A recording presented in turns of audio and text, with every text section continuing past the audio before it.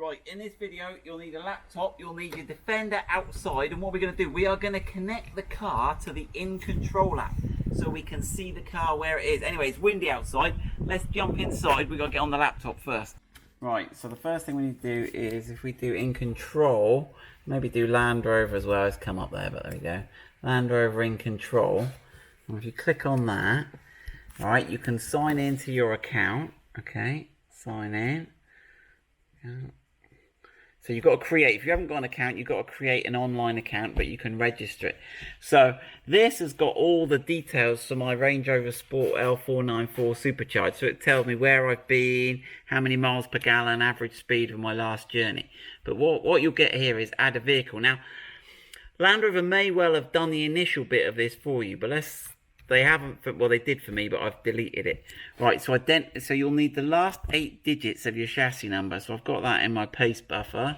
So that is the last 8 digits there. And that's at search. Here we go. And that's going to look up on its database.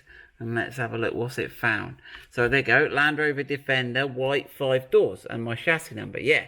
So, and these are the service I've got available. So, we'll go into those a bit, but basically the InControl gives you some remote control features. You can turn the lights on and off. You can unlock and lock the car if you're worried. You can also see where the car is, get a summary of its journey, and also if the car gets stolen, you can report it to Land Rover and they can activate the tracking. Right, so I think I've got to accept all these terms and conditions here. Right, and accept of use of cookies. And then if I go next... There we go. Now what it says you need to do is once you click the get started button, you've got 60 minutes to complete this. So you've got to get the car parked outside like we're saying, because it's got a SIM card hidden in it somewhere, and it's going to try and send a signal to the SIM card. So what we've got to do is we've got to go to the vehicle, start the engine, and press the Optimize Assistant button for 10 seconds. Let's go outside and see what happens. Right, we're parked outside. We've started the engine. So don't do the SOS one. No, no, no. Right, how do these open? There you go, a little press. And we've got to press and hold it for 10 seconds. 1, 2, 3, 4, 5, 6, 7, 8, 9, 10. And it started to flash slower after 10 seconds, did it, Joey? Maybe. There we go. So that's that. Right. So hopefully that's done something. Let's go and see what the computer says now. Right, so it's accepted it, and then it's asking me for a nickname. So we'll call it the Stig. That's what it's known as. Right, and so there we go. The Stig. Registration number. Stig that. Yeah, okay. Right. Do we want journey functionality? Yes. So let's give it some, we want the journey, and then there's a pin, and when we set the pin up, we did that there. Let me just stay in. Nearly there. It's currently being connected to your account. This process may take a few minutes. You may now log out. So there we go. So we should all be done. So yeah, we've just got an email come in confirming that it has been completed. You don't need to confirm anything, but it just tells you the services. I've got the remote, the pro services. Now, part of this pro services apparently will update maps. So while it's in its contract period, you've got 3 years from when you buy the car for this. And if you buy it secondhand, you can pay and have this service reactivated.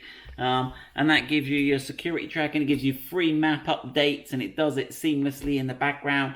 And I'll do a bit more on the features that you get with this InControl, because I'm not fully explored it yet, but I just wanted to show you how to set this up and do the initial install. And what we can do now is we should be able to go, right, what you can do is download, go on the App Store, and we should be able to get the InControl app, which is the remote one here. So I can go on that one.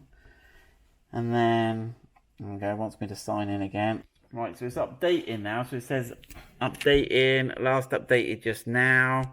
So at the moment it's only showing my Range Rover Sport L494. So hopefully in a minute we'll be able to see, we'll have a choice of different vehicles.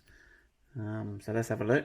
Right, apparently we've got to do switch vehicle. So, where did we find that, George? Was it in more? It was in more. More. You go to switch vehicle right Okay, there. there you go, right there. Yeah, you get that switch focus. vehicle. There you go. And then we've got the stick. Oh, look, it's doing a little graphic of it for us. That's quite cool, isn't it? There we go. It's the first time it's connected. Let's have a look if it can find the stick. Just having a look for him. Yeah. Come on, stick, where are you? Right, it's got... Has it got it, or is it... It's Yep. got And the then go stick. back. Okay, so now, yeah. Go back. There we go. So it's got the stick. So there we go. So it tells me how many range it's got. So it's got 55 miles. It's locked. It's got no issues. There you go. That's a treat. Right then. There we go. Vehicle's asleep. Oh, bless it. Don't wake it up. Vehicle's asleep. It's currently in low power mode due to what? Inactivity. You need to turn it on, basically. Yeah, but that's done a lot of good. If I want to flash the headlights, because I've lost it in a car park, if it's asleep, I can't be having my car sleeping. I need to be able to find it. Right, let me have a play a bit more.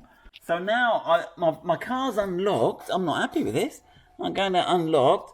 Look, all the doors are closed, the windows are closed, and the boot is closed, and the bonnet is closed, but it's unlocked, and I can't lock it. Now, one thing you're supposed to be able to do is remotely. Now, let me see. Let's switch cars to the L494 and see if I can lock that, because that's been inactive for longer, hasn't it, George? Yeah. We've just been. It hasn't been inactive for long, has it? It was only 5 minutes ago we went and started the Defender. Right, let's have a look. So if I go more, I'm getting good at this now, and I go switch vehicle, and we go to the Sport Supercharged.